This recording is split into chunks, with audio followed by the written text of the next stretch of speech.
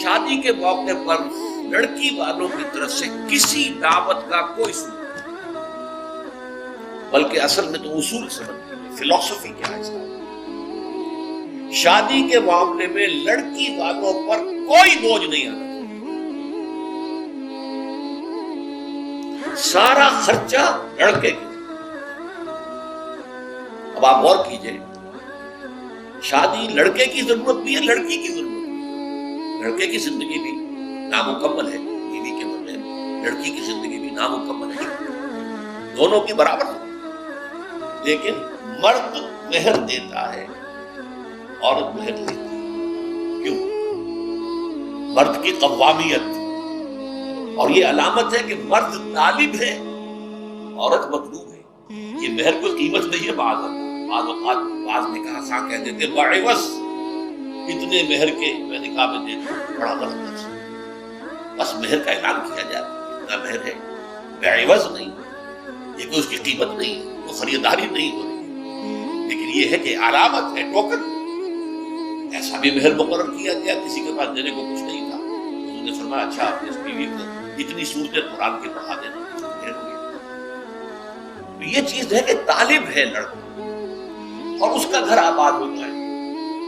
لڑکی کا معاملہ جو ہے وہ اس کے گھر سے، اس پر کوئی بوجھ نہیں آنا چاہیے۔ اس کے ماں باپ نے پال پوس کر تمہارے حوالے کر دی، شرم کرو کہ اس کے بعد تمہیں کچھ مزید چاہیے اس سے، اس سے بڑی بات کیا ہے؟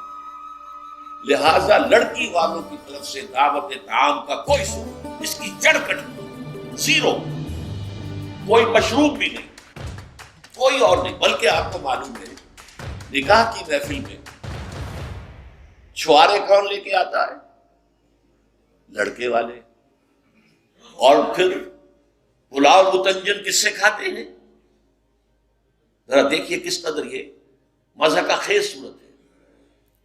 فرض کیجئے گئے ہیں آپ کسی کے گھر پر جا کر، لڑکی کے گھر پر جا کر نکاح ہو رہا، نکاح ہو گیا، اب چھوارے جو ہے لڑکے والوں کی طرف سے، اور اس کے بعد دعوت ہو رہی ہے پلاؤ متنجن بریانی کس کی طرف سے؟ لڑکی۔ عقل کے ناخن لو، تو کیا چھوارے نہیں وہ بانٹ سکتا تھا جس نے تمہیں پلاؤ کھلایا؟ یہ کیوں ہے؟ اس کو سمجھیے۔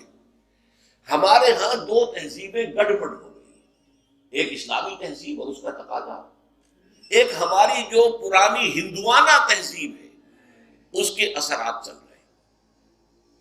کوئی ثابت نہیں ہے، اس کی جڑ کاٹی جائے، کمی نہیں، جڑ کاٹی جائے۔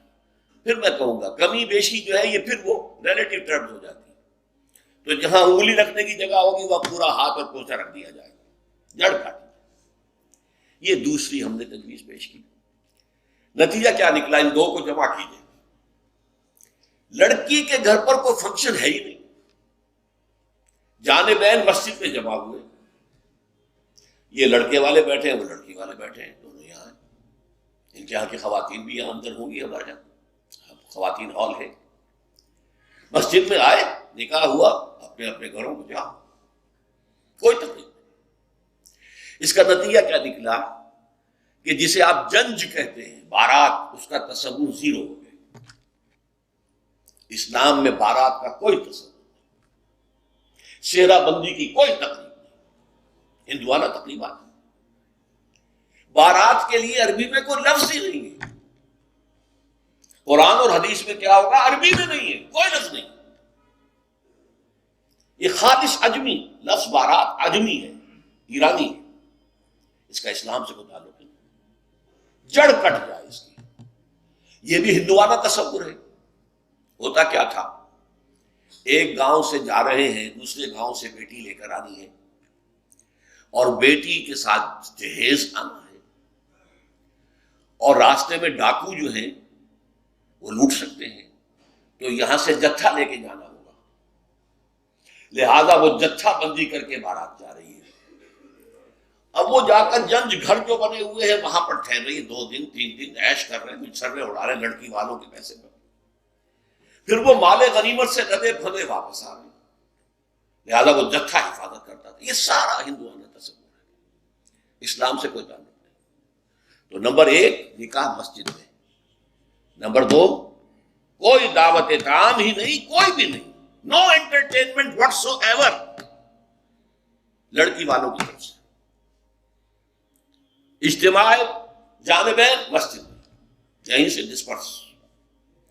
حضرت فاطمہ کو تو وداع کرانے کے لیے حضرت علی گئے بھی نہیں تھے. نکاح کے بعد کچھ خواتین حضرت فاطمہ کو لے کر حجرے میں چھوڑ آئی تھی جا کر, جو ایک انصاری صحابی نے حضرت علی کو دیا تھا, ورنہ ان کے پاس حجرہ بھی نہیں تھا. 3 باتیں ہو گئی. چوتھی بات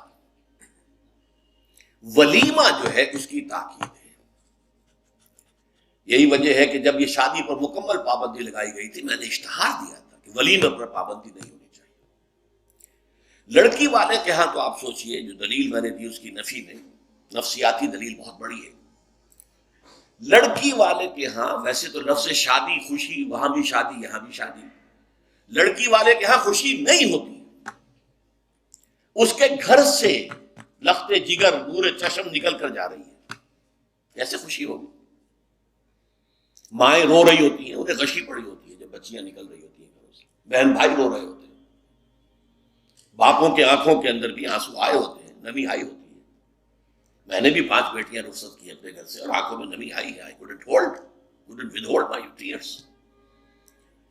پھر یہ صرف یہ تو ہوتا ہے کہ ایک ذمہ داری کا بوجھ تھا, آج اتر گیا. اسے آپ انگریزی میں سائی آف ریلیف کہہ سکتے ہیں. بس کوئی خوشی نہیں.